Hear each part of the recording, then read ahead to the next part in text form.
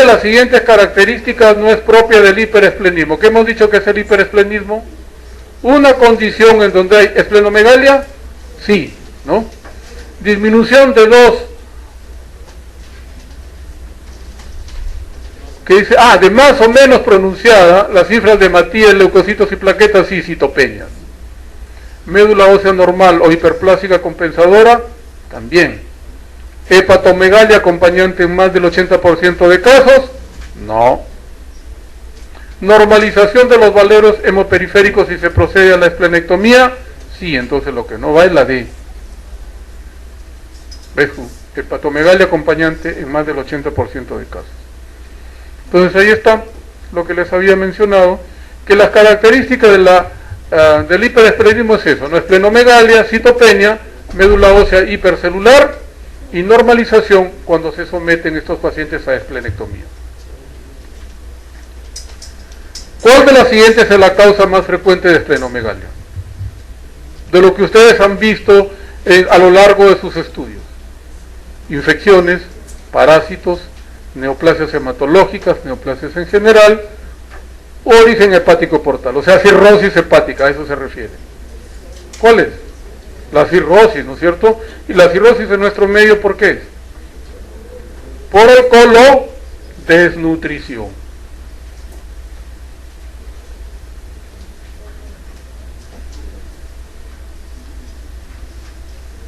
En segundo lugar están las infecciosas.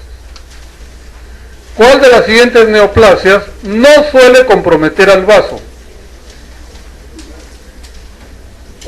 Cáncer de mama, de pulmón, melanoma, neuroblastoma, adenocarcinoma de próstata. El neuroblastoma sí. El adenocarcinoma de próstata usualmente compromete la médula ósea, produciendo mieloctisis. Raramente toma o compromete el vaso. Entonces, las neoplasias que con mayor frecuencia producen metástasis al vaso son mama, pulmón y melanoma. También puede ser invadido por neoplasias retroperitoneales como el neuroblastoma. El neuroblastoma también puede tomar la médula ósea. ¿En cuál de las siguientes entidades no está indicada la práctica de una esplenectomía?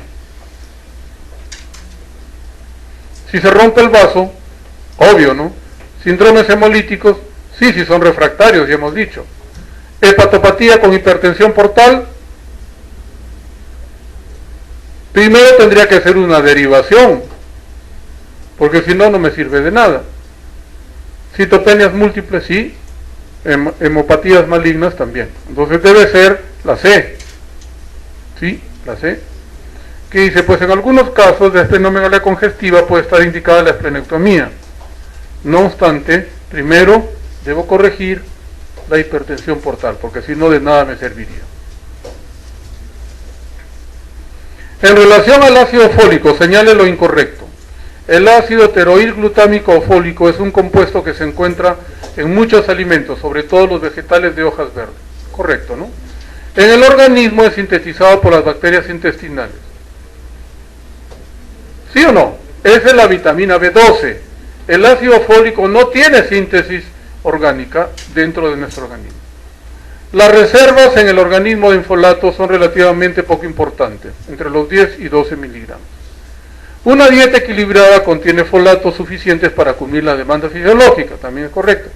Si las necesidades de folato del organismo aumentan, la folicopenia puede establecerse en pocos meses. También hemos dicho, como las reservas son pocas y la demanda es mucha, en meses, máximo 4 o 5 meses, se presenta la anemia megaloblástica. Entonces es que no se sintetiza pues en el intestino. Entonces nosotros dependemos de la ingesta a través de los alimentos. ¿Cuál de los siguientes anticuerpos es el más específico de una anemia perniciosa? Del factor intrínseco. Y en segundo lugar, células parietales gástricas.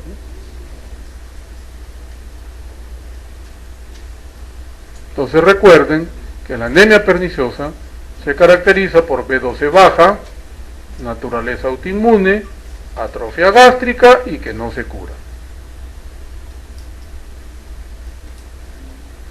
¿Cuál de los siguientes no es un signo biológico característico de anemia hemolítica?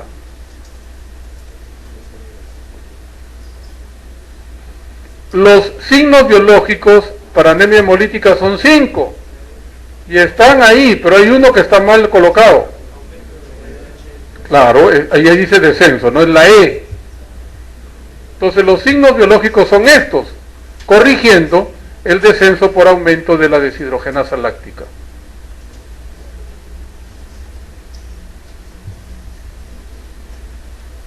Recordar que en un sangrado agudo los 2 primeros se presentan, pero los 3 últimos no.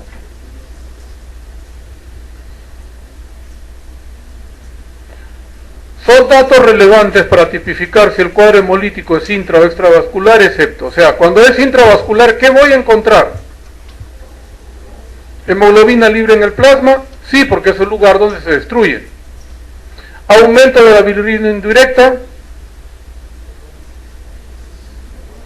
Pero no me diferencia si es intra o extravascular. En cambio, la hemoglobinuria sí, la hemosideриnuria sí, la presencia de esquistocitos sí, porque es microangiopática, por lo tanto es intravascular. Por lo tanto, lo que no va es la B, bilirrubina indirecta, porque está en las dos. No me discierne una de la otra.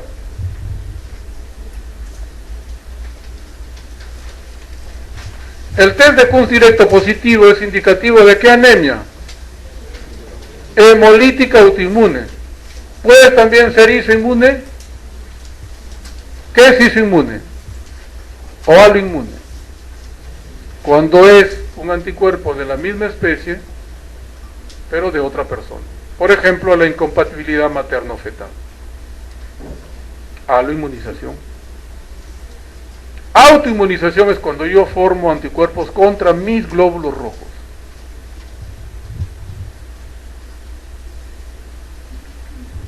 En relación al tratamiento de la esferocitosis hereditaria, mediante esplenectomía señale lo correcto. Es el tratamiento de elección del síndrome anémico si fallan los glucocorticoides.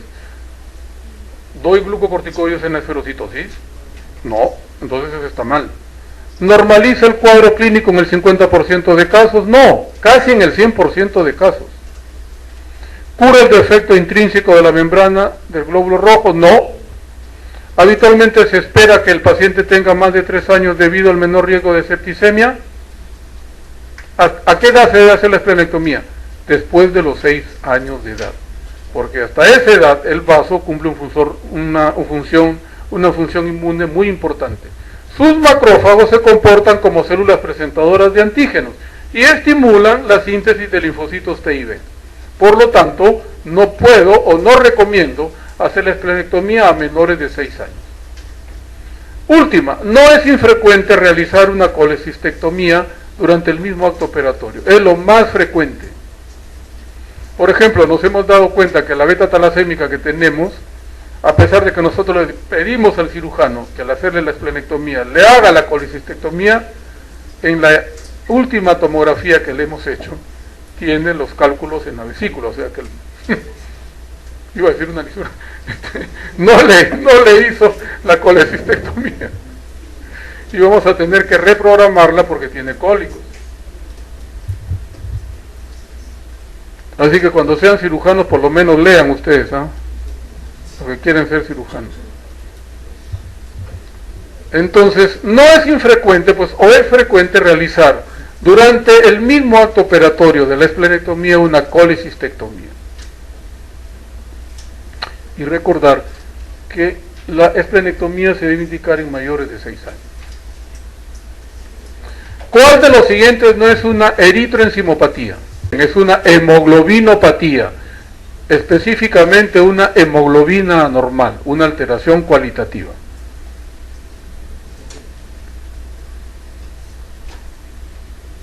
Ya hemos dicho que es el cambio de ácido glutámico por valina, ¿no? ¿Cuál de los apartados siguientes no forma parte de la clasificación de las hemoglobinopatías? Esa sí está fea. Hemoglobinas con alteración en la incorporación del hierro a la protoporfirina. Sería la anemia ferropénica, ¿no? Hemoglobinas con alteración de la estabilidad de la hemoglobina, hemoglobinas inestables, que son los que tienen los cuerpos de Heinz. Hemoglobinas con alteración de la movilidad electroforética, la hemoglobina S, que cambia pues de ubicación con respecto a la hemoglobina A. Hemoglobinas con incremento en la afinidad del oxígeno.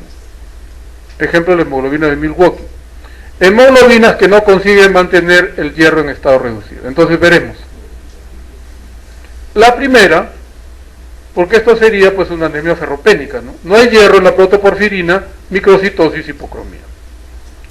No es una hemoglobinopatía, es una menor síntesis de hemoglobina.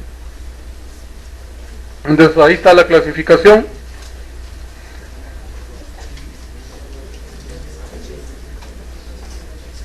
Nombres impronunciables, ¿no?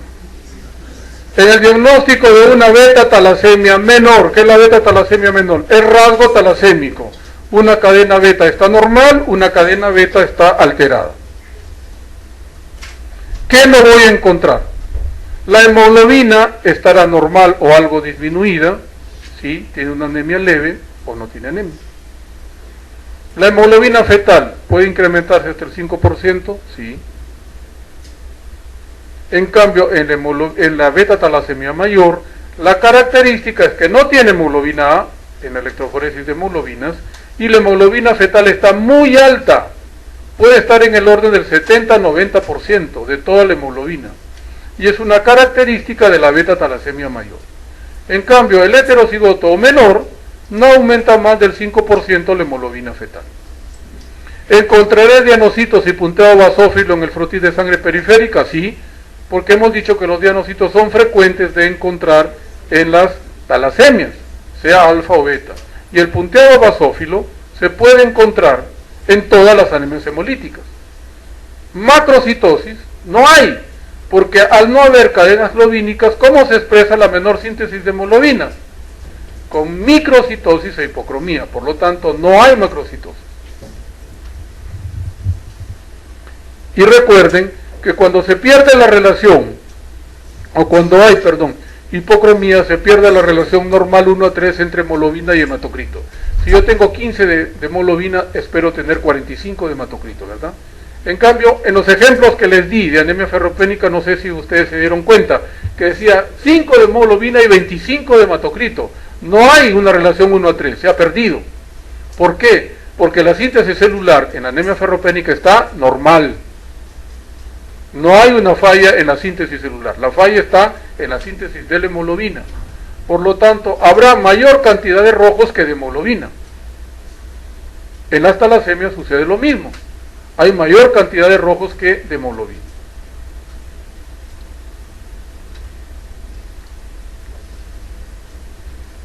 Y ahí está. Hay microcitosis, no hay macrocitosis. La hemoglobina fetal estará más alta del máximo normal, que es 3,5. La hemoglobina fetal puede aumentar hasta un 5%, el BCM usualmente estará bajo, y hay dianocitos y punteado basófilo. ¿En cuál de las siguientes entidades no se observa una anemia hemolítica microangiopática? ¿Cuál de ellas no es anemia? PTI, que es un trastorno plaquetario. Recuerden que la fisiopatología del PTI es la misma para la anemia hemolítica autoinmune, lo que cambia es la célula blanca, pero la fisiopatología es igual. Los linfocitos T aumentan la síntesis de linfocitos B. Los B generan los anticuerpos. Los anticuerpos sensibilizan a la membrana, ya sea del glóbulo rojo para la anemia o de las plaquetas para el PTI. ¿Y dónde se unen estos anticuerpos? ¿Dónde se depositan? En los receptores, ¿no es cierto? En el caso de los glóbulos rojos, en los receptores eritrarios, o sea, en los grupos sanguíneos. Y en el caso de la plaqueta, en los receptores 1B y 2B3A. Y las células que están sensibilizadas, sea rojo o sea plaqueta, va al vaso y es captado por los macrófagos esplénicos y fagocitados.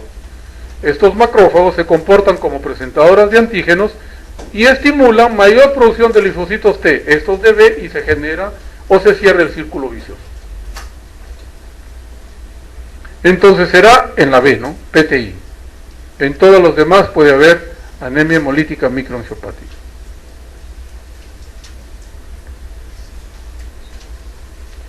En el diagnóstico diferencial de las adenopatías señale lo falso. Dice, no todas las tumoraciones que aparecen en la proximidad de los territorios ganglionares superficiales son adenopatías. Es cierto, ¿no? No todas son ganglios. El tamaño de las adenopatías es uno de los criterios más importantes que se debe valorar. También, una adenopatía para que sea representativa debe ser mayor de 1 centímetro de diámetro. Si no, es una adenopatía banal. En el cuello y en la región submandibular son frecuentes las adenopatías neoplásicas. Usualmente, si ustedes se examinan entre sí, van a encontrar adenopatías. Las mujeres, por ejemplo, tienen retroauriculares por los aretes, ¿no? Así como los hombres tenemos a nivel inguinal, por el esmegma, que no nos limpiamos. Y por eso las mujeres, nuestras parejas, tienen infecciones urinarias. Así que ya saben, chicas, primero que se bañen. Entonces, usualmente las adenopatías de cuello son benignas. En algunas neoplasias sí son importantes, sobre todo en los linfomas. Pero la mayoría de adenopatías que tenemos en esta parte del cuerpo son benignas. Porque tenemos caries, porque tenemos procesos amigdalianos, porque las mujeres usan aretes que no son de oro, etcétera, ¿no? Entonces, otro es que las adenopatías localizadas pueden ser la primera manifestación de un tumor epitelial localizado primariamente en su zona de drenaje linfático, ¿no? Las características clínicas de las adenopatías no deben ser supervaloradas, por lo que es obligado practicar una biopsia ante la menor duda. Entonces, ¿cuál es lo falso? La C, ¿no? Debe ser la C. Sí. Y veamos, dice, la localización también tiene importancia. El cuello y la región submandibular frecuentemente se debe a adenopatías banales o comunes, debido a infecciones, sobre todo de la boca. Recuerden que el 80% de los peruanos tenemos caries dental. Si no, miren a sus pacientes, o no tienen dientes o los tienen malogrados. Y para nosotros, como tratamos la leucemia, es un problema, ¿no? Porque puede ser un foco de infección. El objetivo de la leucemia es aplaciar al paciente, porque tenemos que matar a las células malignas, y para eso también tenemos que matar a las benignas. Por eso, el objetivo de dar la inducción de la quimioterapia es convertirlo en aplásico temporalmente, sobre todo en neutropénico. Y es ahí donde se utiliza el factor estimulante de colonias para sacarlo de la neutropenia profunda, ¿no? Si no, se muere por infección. Más en el 2 de mayo, que no hay ambiente para aislados. Y ni siquiera usamos guantes para examinar. Y hay un montón de alumnos. Entonces, ¿cuál de las siguientes regiones ganglionares se afecta con mayor grado en la enfermedad de Hodgkin? Los ganglios epitrocleares, el anillo linfático de Waldeyer, el hueco popliteo, el mesenterio y las axilas. Yo diría que sería también el grupo axilar. Y sobre todo, ¿por qué? Porque este grupo axilar está sumamente implicado en lo que vendría a ser la variante más común del linfoma de Hodgkin, que es la variante de esclerosis nodular, que se presenta sobre todo en mujeres jóvenes.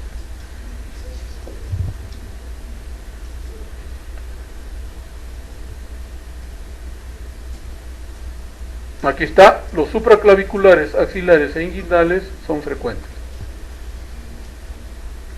Ante la aparición de una ictericia en un paciente con enfermedad de Hodgkin, ¿qué diagnóstico se plantearía en primer lugar? Hepatitis, colestasis inespecífica, infiltración hepática, compresión de las vías biliares por adenopatía, hemólisis inmune. De hecho, debo pensar que el linfoma ha infiltrado el hígado. Hemos tenido también una paciente con linfoma de Hodgkin que hizo 2 linfomas. Primero hizo la variante de esclerosis nodular. Le dimos quimioterapia y se curó. Y regresa después de 10 años con un nuevo grupo de adenopatías en el cuello. Se le biopsia y se encuentra otro linfoma de Hodgkin. Pero ya no era esclerosis nodular, era celularidad mixta. O sea, había hecho otra enfermedad. ¿Producto de qué? Había hecho una segunda neoplasia por uso de quimioterápicos, que es lo que se ve en los pacientes que se curan con linfoma de Hodgkin. De acuerdo a la cantidad de radiación y de medicación de quimioterapia, ellos se curan. Pero después de 10 o 15 años pueden presentar una segunda neoplasia. Y esta segunda neoplasia usualmente es una leucemia aguda o una mielodisplasia. O también un cáncer sólido, por ejemplo, de huesos, de músculo, de estómago o de pulmón. Ella hizo un nuevo linfoma. Hizo 2 linfomas en su vida totalmente diferentes, porque eran variantes diferentes. Y en un tiempo, porque una persona que tiene una neoplasia hematológica, si está 5 años libre de enfermedad, se determina como curada. Si después de 5 años hace una segunda neoplasia, es otro cáncer diferente al primero. Y eso ella lo hizo después de 10 años. Entonces, lo primero que tengo que pensar es que el linfoma ha infiltrado el órgano. Es lo primero que tengo que pensar.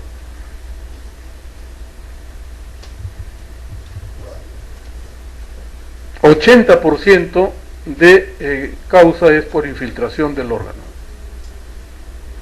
En relación al estudio de extensión de la enfermedad de Hodgkin, señale la respuesta incorrecta, que vendría después a hacer el uso de medios auxiliares, ¿no?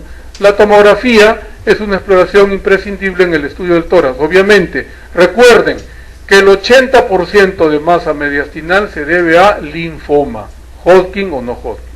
Entonces, si ustedes están en emergencia y les llega una persona que tiene dificultad respiratoria, le toman una radiografía de tórax y le encuentran compromiso del mediastino, tienen todo el permiso para meterle un bolo de metilprednisolona.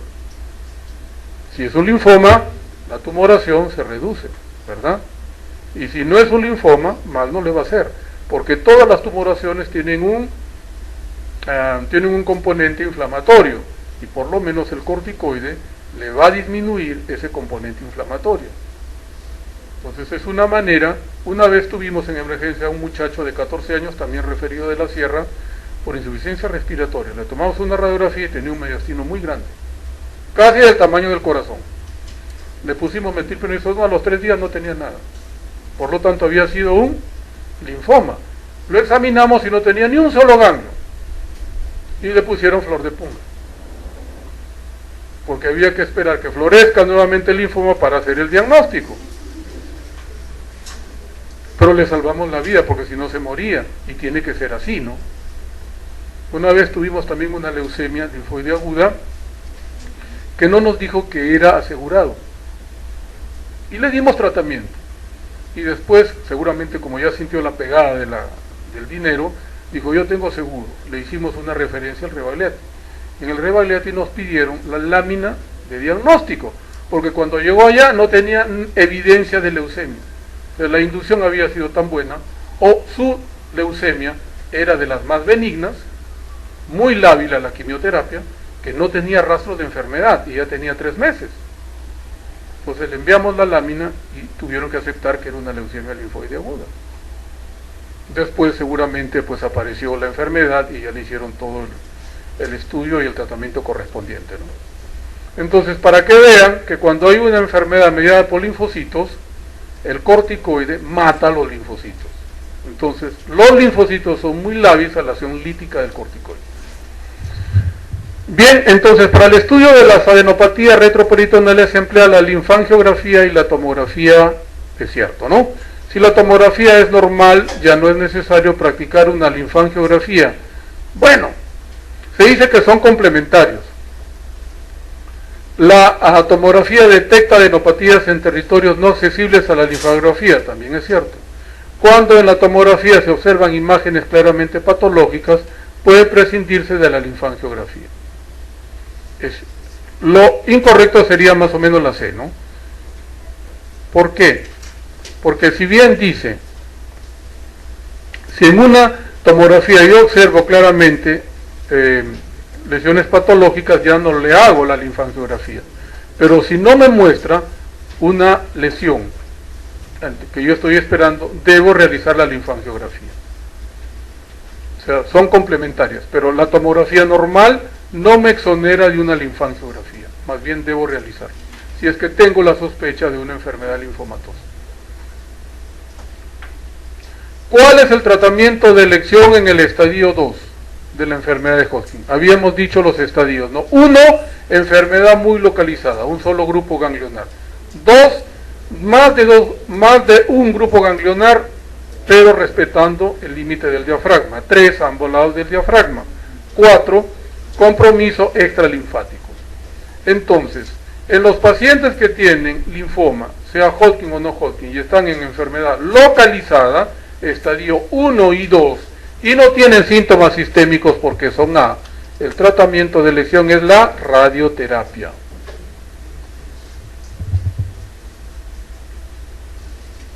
La radioterapia tiene una tasa de curación bastante alta, siempre y cuando reciba la cantidad de 4.000. Para tratar los linfomas, la cantidad de radiación total es entre 4.000 a 4.500 centigrados. Y se reciben dosis, cada dosis tiene entre 150 a 200 centigrados. Entonces, ¿qué es lo que hago? Envío al paciente al radioterapeuta y de acuerdo a lo que él encuentra, le dice, él va a recibir tantas sesiones de radiación en tanto tiempo. Y después nos lo devuelve. Entonces, recuerden, el tratamiento de la enfermedad linfomatosa muy localizada, estadio 1 y 2, sin síntomas, es la radioterapia. Varón de 66 años con lumbalgia de 1 año de evolución, con cansancio y astenia. En el examen clínico hay palidez, en el esternón se palpa una masa de 2×3 de consistencia dura y dolorosa. Hemoglobina baja, 8, creatinina sérica alta, 4, calcio sérico alto, 14, proteínas totales de 11. ¿Cuál será el diagnóstico probable? Obviamente mieloma, ¿no? Mieloma múltiple, como está ahí subrayado, pero debemos recordar lo que les había dicho el CRAP, ¿no? Hipercalcemia, falla renal, anemia dolorosa.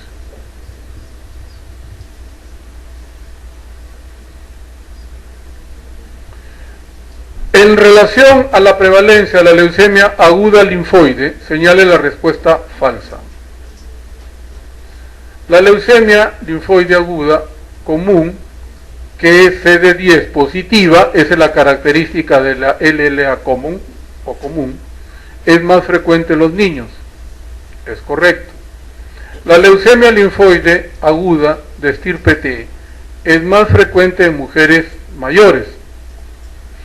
La leucemia linfoide aguda estirpe T usualmente es en varones jóvenes, no en mujeres, sobre todo en varones jóvenes.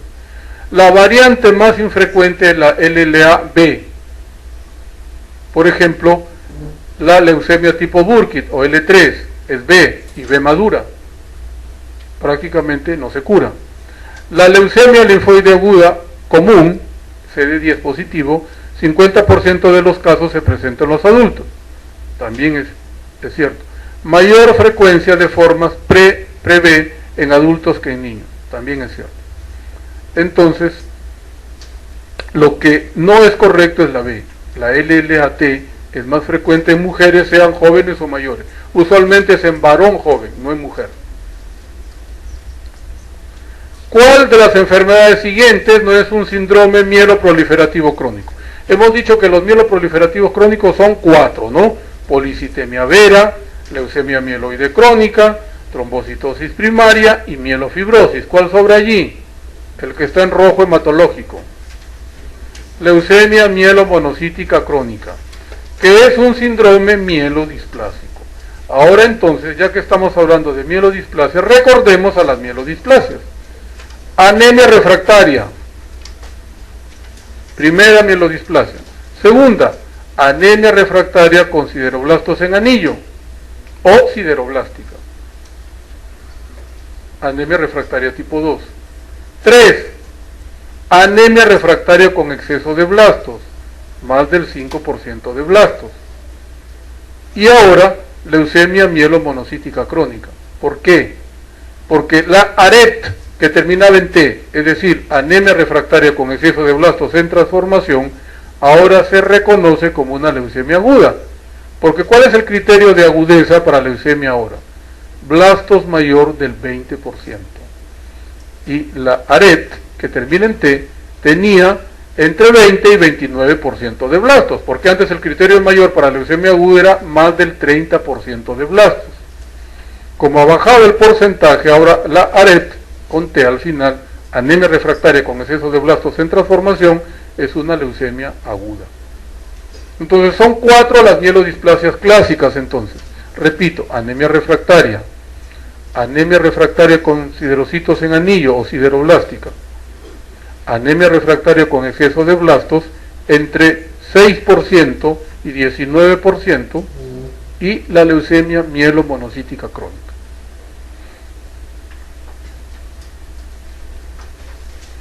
¿Cuál es el dato más constante en la exploración física de la leucemia mieloide crónica? ¿Cuál hemos dicho que es el marcador clínico de los mieloproliferativos crónicos? Esplenomegalia, muy bien. ¿Por qué esplenomegalia? Porque hay eritropoiesis extramedular, que se llama, ¿cómo se llama la eritropoiesis extramedular? Metaplasia mieloide. Se forma sangre fuera de la médula ósea. En el vaso, también puede ser en el hígado o inclusive en los ganglios. Entonces, es esplenomegalia, ¿no? Los 4 mieloproliferativos crónicos presentan esplenomegalia porque presentan metaplasia mieloide. Y la que más evidencia esto es obviamente la mielofibrosis, porque la médula ósea perdió la capacidad de formar sangre, entonces la forma el vaso. ¿Cuál de los siguientes hallazgos de laboratorio es falso en relación con la leucemia mieloide crónica? ¿Hay leucocitosis? Sí, ¿no es cierto? Es leucocitosis con granulocitosis. ¿Qué quiere decir granulocitosis? Los 3 granulocitos altos: basofilia, eosinofilia, neutrofilia. Por eso se debería llamar leucemia granulocítica crónica, no leucemia mieloide crónica. Plaquetas normales o elevadas, también.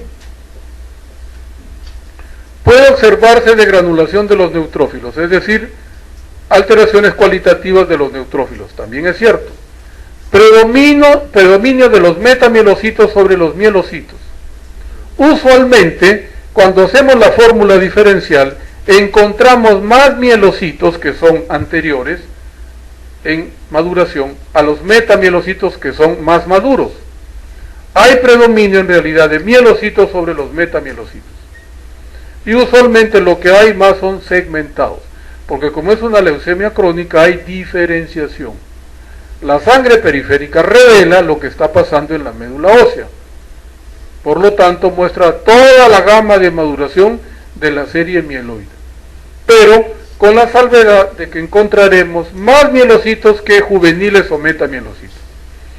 Y también hay disminución de la actividad de la fosfatasa alcalina granulocítica. Entonces, lo que no va es la D.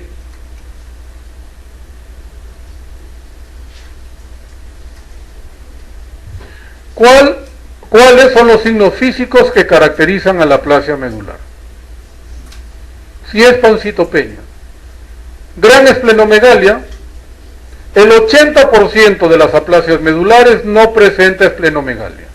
Si hay esplenomegalia, debo buscar una causa secundaria. El año pasado hemos tenido, gracias al CISAUS, 3 diagnósticos de aplasia medular por secundarismo, y las 3 eran lúpicas, y presentaban esplenomegalia. Entonces, cuando yo en una aplasia encuentro esplenomegalia, tengo la obligación de buscar una causa secundaria, igual que en el PTI. El PTI en el 80% va sin esplenomegalia. Cuando hay esplenomegalia en el PTI, debo buscar un secundarismo. ¿Adenopatías múltiples? No, porque no es un cuadro linfoproliferativo. ¿Hepatomegalia? Tampoco. ¿Deformación articular? No, porque la mayor causa de la aplasia medular es la idiopática, ¿verdad? Encontraré deformaciones articulares o deformaciones congénitas en las anemias aplásicas que son congénitas, como el síndrome de Fanconi, pero que son la minoría. En cambio, palidez y púrpura es lo más frecuente, ¿no es cierto? Porque hay anemia y hay trombocitopenia. Entonces, lo que voy a encontrar frecuentemente en un aplásico es palidez y púrpura. Les cuento, el último aplásico lo hemos hospitalizado el día de ayer. Es un muchacho de 14 años que viene de Ancash.